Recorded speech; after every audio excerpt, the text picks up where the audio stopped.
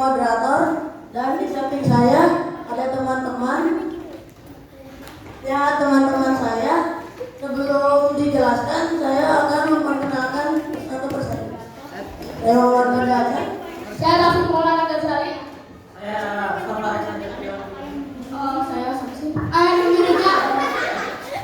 Saya Muhammad Iqbal. Saya Mantan Garsian Nakal. PPKN, Semboyan Bangsa Indonesia adalah Bhinneka Tunggal Ika, di mana Bhinneka Tunggal Ika diambil dari kitab Sutosoma karangan Eko Tantular. Semboyan Bhinneka Tunggal Ika memiliki makna bahwa walaupun berbeda-beda tetap bertujuan. Semboyan Bhinneka Tunggal Ika juga memiliki peran dalam penjaga persatuan dan kesatuan. Hal ini terlihat jelas bahwa semboyan Bhinneka Tunggal Ika menjadi bagian dari lambang negara Indonesia. Hal ini bertujuan agar bangsa Indonesia selalu ingat persatuan dan kesatuan bangsa sebagai bangsa yang bersatu berdaulat. Bahkan semboyan Bhinneka Tunggal Ika masih sesuai dengan masyarakat modern pada saat ini. Hal ini dikarenakan bangsa Indonesia terdiri dari beragam suku dan terbesar di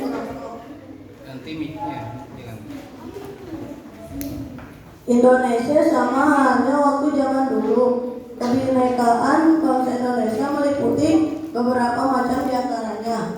A. Kebinekaan dalam mata pencaharian.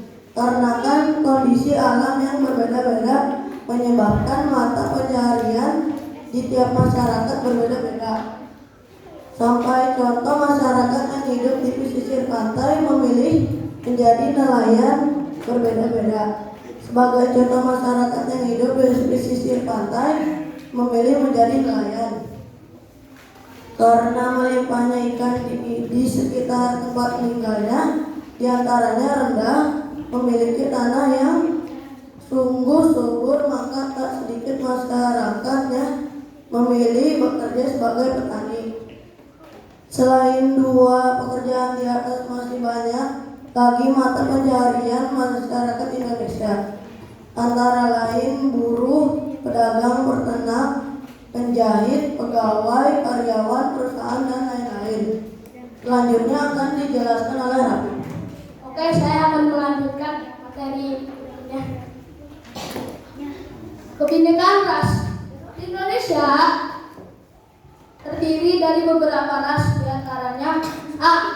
Ras Papua Melanosoid yang berdiam diri di daerah Papua, memiliki ciri-ciri sebagai berikut. A. Berambut keriting. B. Memiliki bibir yang tebal. C. Berkulit hitam atau gelap. Ras Beduin berdiam diri di sekitar daerah Sakai, Mentawai, Enggano, Bubu, dan Tonguna. Memiliki ciri-ciri sebagai berikut. A. Perawakan yang kecil. B. Kulit sawo matang. D. Berambut berombak. Ras Malayan Mongoloid berdiam diri di daerah Pulau Jawa dan Sumatera. Memiliki ciri-ciri sebagai berikut. A. Memiliki rambut yang dikala lurus. B. Wajah yang agak bulat. D. C. Dan berkulit putih hingga sawo matang. Kebinekaan suku bangsa menurut sensus penduduk 2010 di Indonesia terdiri dari 1.340 suku bangsa, diantaranya suku Jawa, Betawi, Sunda, Madura, dan suku Batak. Kebinekaan agama. Agama yang diakui di Indonesia diantaranya ada 6, yaitu Islam, Kristen, Katolik, Hindu, dan Buddha, serta Konghucu. Kebinekaan budaya.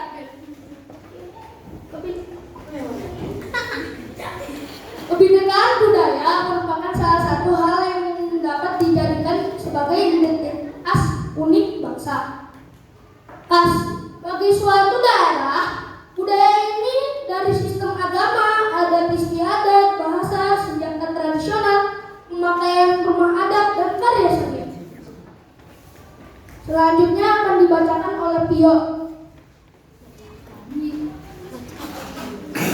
menyampaikan materi bahasa Indonesia. Cerita pendek kata cerpen merupakan salah satu karya fiksi. Fiksi adalah karangan cerita yang dibuat berdasarkan rekaan atau khayalan. Mic-nya ditaikin. Nah, gitu. Jangan mulus saja. Kedekatkan. Serta imajinasi pengarangnya. Dalam cerita fiksi terdapat tokoh utama dan tokoh tambahan. Tokoh utama adalah tokoh yang sering muncul dalam cerita, dan tokoh tambahan adalah tokoh yang mendukung tokoh utama. Tokoh utama dibedakan menjadi dua, yaitu A. Tokoh protagonis, yaitu tokoh yang berwatak baik. B.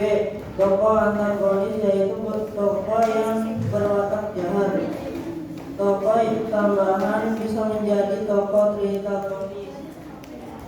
Tokoh pandangan antara tokoh protagonis dengan memperjelas watak dari tokoh utama.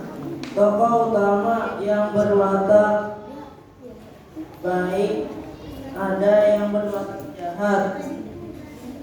Untuk memahami watak masing-masing tokoh ini, tentu kita harus membaca cerita dengan seksama. Mohon perhatian